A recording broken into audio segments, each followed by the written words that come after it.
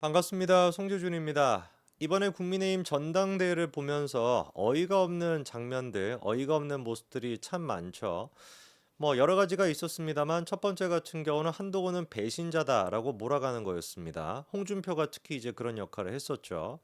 가만히 생각해 보면은 당시 이제 그 배신자라고 하는 얘기가 나왔던 이유가 딱 한 가지예요. 한동훈 이제 그 검사장이었을 당시 박근혜 정부와 관련된 거를 수사했다라는 것인데, 그래서 만약에 한동훈이 배신자가 되고 그렇기 때문에 국민의힘에서 쫓아내야 되고 퇴출시켜야 된다라고 한다면 근본적인 질문이 드는 것이죠. 당시 사실상 국정농단 사건을 특별검사로서 진두지휘했었던 윤석열 대통령, 그러면 어떻게 되는 것이냐? 논리적인 에러가 발생하게 되는 겁니다. 그러니까 뇌절 현상이 오는 거죠. 그러면 약간 좀 다른 그쪽에 있는 사람들, 친윤 쪽에 있는 사람들은 뭐라고 이거에 대해서 반박하는지는 모르겠네요. 그리고 이제 또 그다음으로 한동훈을 공격했던 게 뭐였습니까? 무슨 뭐 총선 패배에 대한 책임을 져야 된다, 뭐 이런 얘기였는데, 정작 자기들이 내보냈던 사람은 누구예요? 똑같이 총선 패배에 책임 있는 원희룡이죠. 이것도 뇌절 현상이 오는 거 아니겠습니까? 오늘 제가 이제 좀 얘기를 해보고자 하는 것은, 지난번에 이제 다른 영상을 통해 가지고 김건희 여사 이른바 그 문자와 관련된 거 5번 정도 이제 텔레그램 메시지를 보냈는데 한동훈이 일십했다라고 하는 거는 제가 다 설명을 해드렸으니까, 오늘 제가 좀 자세하게 얘기를 해보고자 하는 것은 이른바 한동훈 좌파론입니다. 아직까지도 이제 그 극우 좀 쓰레기 같은 유튜버들이 한동훈은 좌파다, 강남 좌파다, 뭐 이런 식으로 몰아가는 것 같아요. 아직도 그게 통한다라고 생각하고 하고 있다라는 것 자체가 코미디인데, 정말 앞으로 대한민국 보수 진영의 미래를 위해서라도 그런 인간들은 퇴출되고 정리가 돼야 될 텐데, 참 불행합니다. 아직까지 그런 인간들이 설치고 댕기는 꼴이, 뭐 자세하게 제가 얘기는 안 하겠습니다. 뭐 누구누구가 있다라고 직접적으로 제 입이 더러워지는 거죠.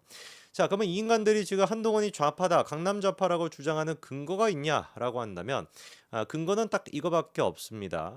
한동훈 주변에 있는 사람들, 그 사람들이 좌파이기 때문에 한동훈도 좌파다라는 거예요. 저는 그런 얘기를 하는 사람을 보면 일상생활이 가능할까라는 생각이 들어요. 실제로 지금 그 유튜버 중에서도 제가 아는 사람들도 막 그런 주장을 하더라고요. 그분들도 보고 있으면 일상생활이 힘든 사람들이 많습니다, 실제로. 약간 좀 이제 뭐 자세하게 얘기하기 싫습니다. 여러분 주변에서도 혹시 그런 분들 계세요? 제 주변에 누가 뭐 좌파가 있다, 제 주변에 무슨 뭐 호남 지역 출신인 사람이 있다라고 해가지고 뭐 저를 좌파라고 보는 그런 분들이 여러분 주변에 계십니까? 그런 분들과 일상적인 대화가 되세요? 제가 좌파랑 친하다라 그래서 제 친구들 중에 한 명이 좌파라 그래서 저도 좌파다라는 식으로 공격하면은 우리가 그 친구를 어떻게 하겠습니까? 그냥 무시하고 얘는 그냥 손절을 하겠죠. 그렇지 않겠습니까? 그렇게 손절이 돼야 되는, 일상생활이 불가능한 사회 부적응자 같은 사람들이 어떻게 된 것인지 그 극우 유튜버들을 보면서 박수를 치고 있는 거예요. 한동훈 주변에 있는 사람이 좌파다, 주변에 있는 사람으로 생각해 봤을 땐 극우나 우파적인 사람이 99.9%일 텐데, 그거는 싹 다 무시하고 0.1% 정도 되는 사람이 좌파다라 그래가지고 한동훈은 좌파다라고 주장하는 일상생활이 불가능한 사람들이 지금 그 극우 유튜버들을 보면서 박수를 치고 있는 것이죠. 오늘 제가 좀 얘기를 해보고자 하는 것은 간단합니다. 김경률이나 진중권 이런 사람이 한동훈 주변에 있다라 그래서 한동훈이 좌파다? 이 논리에 따르면 누구부터 좌파가 돼야 된다? 윤석열 대통령, 홍준표, 원희룡, 나경원 네 사람도 전부 다 좌파가 돼야 된다. 왜 그런지 제가 좀 말씀을 드리겠습니다. 홍준표 시장이 이번에 진중권 교수까지도 걸고 넘어졌더라고요. 뭐라고 얘기하냐? 얼치기들에게 당이 휘둘렸다, 이렇게 얘기하고 있어요. 자, 어떤 얘기를 했는지를 보니까 저희 다음 사진 한 가지 좀 보여주시면은요. 지난 총선 때 한동훈이 당내 지도부는 제쳐두고 데려온 게 얼치기 좌파들과 진중권 교수의 조언만 들었다는 게 헛소문이 아니었나 보네요. 진중권 교수가 한동훈의 편을 들어 전당대회 개입까지 하는 걸 보니 그게 사실인가 보네요. 아니, 우리 그 홍준표 시장 같은 경우는 전대 개입 수준이 아니라 자기가 전대 치르시는 것 같은데, 이거는 또 어떻게 설명하시려나? 핸드폰 비밀번호가 27자리라서 알 수는 없지만 참 당꼴이 말이 아닙니다. 그런 얼치기들에게 총선 때부터 당이 휘둘리고 있었다니 가당치도 않습니다. 모두들 정신 차리세요. 홍준표는 이쯤 됐으면 제가 봤을 때 그냥 좌파로 전향하시는 게 맞지 않을까 싶어요. 아니, 그도 그럴 것이 매번 공격하고 있는 거를 보니까 어떻습니까? 뭐 조국 수용하자, 조국송이라는 별명도 있으시잖아요. 조국을 지키겠다라 그래가지고. 그리고 영길이 같은 경우도 그때 이제 뭐 구속돼 있었을 때, 야 이거 석방시켜 줘가지고 불구속으로 수사하자 이렇게 얘기했던 게 홍준표 아니었습니까? 한동훈에 대해 공격하는 것도 지금 보니까 뭐 한동훈의 탄핵까지도 운운하는 게 홍준표잖아요. 한동훈의 지금 비밀번호까지도 운운하고 계시니까 정확하게 홍준표가 맨날 얘기하는 게 개딸 논리랑 똑같은 거예요. 그러니까 우리가 홍준표는 이제 앞으로 뭐라고 부르면 되는 겁니까? 홍딸이라고 부르면 되죠. 홍준표 이름 막 석자라서 부르기도 막 힘드니까 그냥 홍딸이라고 부르면 되는 겁니다. 개딸 하는 짓거리 좀 똑같이 하고 있는 거 아니겠습니까?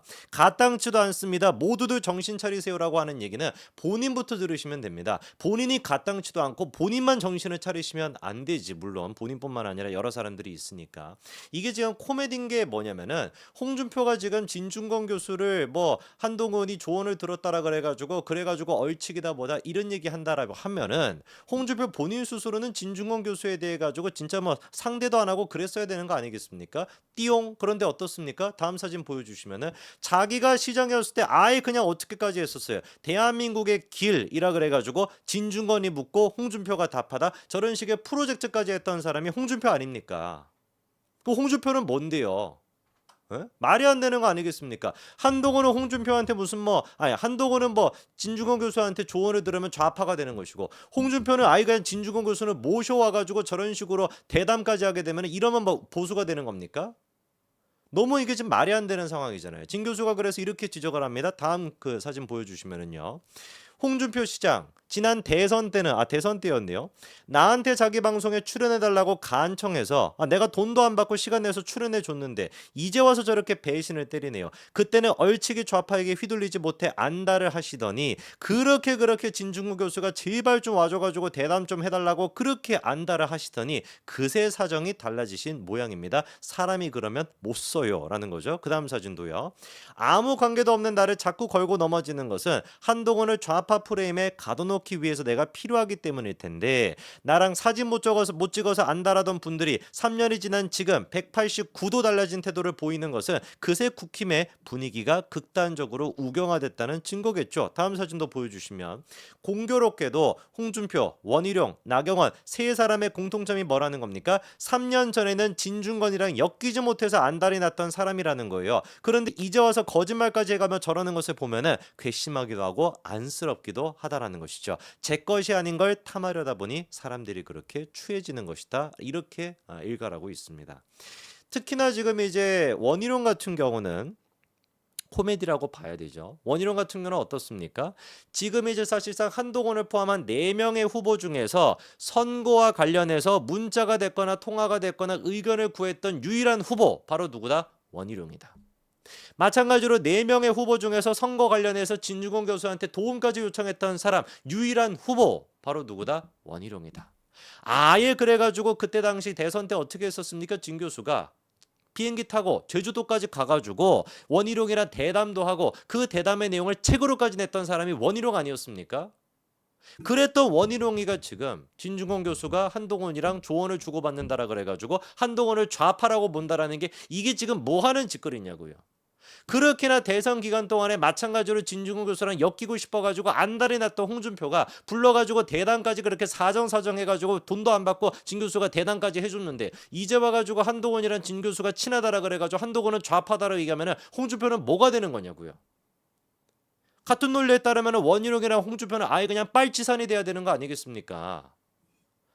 실제로 지금 보십시오. 다음 사진 한 가지 보여주시면은 원희룡과 진중권 교수 저렇게 만나가지고 대담을 했습니다. 한 번 한 게 아니고 다음 사진도 보여주시면 여러 차례 저런 식으로 진 교수랑 원희룡이 대담을 했습니다. 그럼 원희룡도 좌파냐고요. 이게 논리적으로 말이 되냐고요. 나경원 후보도 마찬가지인 겁니다. 다음 사진 보여주시면은 공격받을 때 편 들어줘서 고맙다. 진중권 만난 나경원. 이거 지금 나경원은 아닙니까? 참 진짜 국민의힘의 전당대회 꼬락서니를 보고 있으면은 기가 차다라는 말 말고는 할 말이 없습니다. 진 교수가 또 이렇게 얘기하더라고요. 다음 기사 보여주시면 듣자니 한동훈 사퇴 촉구 기자회견까지 하려고 했다지요. 그걸 보면은 이번 소동이 처음부터 치밀하게 계획되어 있다라는 것을 알 수 있죠. 민주화가 될 것 같은 상황에 처한 전두환 일당의 심경이랄까. 이번 사건은 결국 국힘에서 일어난 친이 쿠데타 시도라고 할 수가 있다. 다음 기사도 보여주시면 전두환은 성공했지만 이들은 성공하지 못할 것입니다. 왜? 국힘 지지자들도 이제 예전의 지지자들이 아니기 때문에. 한동훈 대선이 괜히 만들어졌겠냐? 거기에는 윤정권과 친윤 십상시들에 대한 지지층의 일정한 평가가 반영이 되어 있는 것이다. 허접한 음모로 그거를 뒤집을 수 있다고 믿으면 바보다. 다음 것도 보여주시면은요. 물론 그 바보짓밖에 딱히 할 수 없다라는 심정은 이해가 된다. 그들의 문제는 국힘의 지지층이 자신들의 허접한 계략에 속아 넘어갈 등신들이라고 굳게 믿는 데 있지요. 지금이 80년대도 아니고. 다른 얘기는 뭐 딱히 필요가 없을 것 같습니다. 진 교수가 지금 얘기하는 것처럼 국민의힘의 지지자들은 변했습니다. 바뀌었습니다. 지난번에 전당대회 때처럼 그런 식으로 연판장을 돌려가지고 특정 후보를 찍어내리고 특정 후보를 당대표로 만들며 거기에 대해서 박수치고 와 하면서 쫓아갔던 그 국민의힘 지지자들이 아닙니다. 이거를 못 깨닫고 있으면 어떻게 하겠습니까? 자연스럽게 퇴출되는 거 그거 말고는 답이 없겠죠. 그게 제가 보기에는 친윤과 원희룡의 운명이지 않을까 싶네요. 여기까지 말씀드리겠습니다. 감사합니다.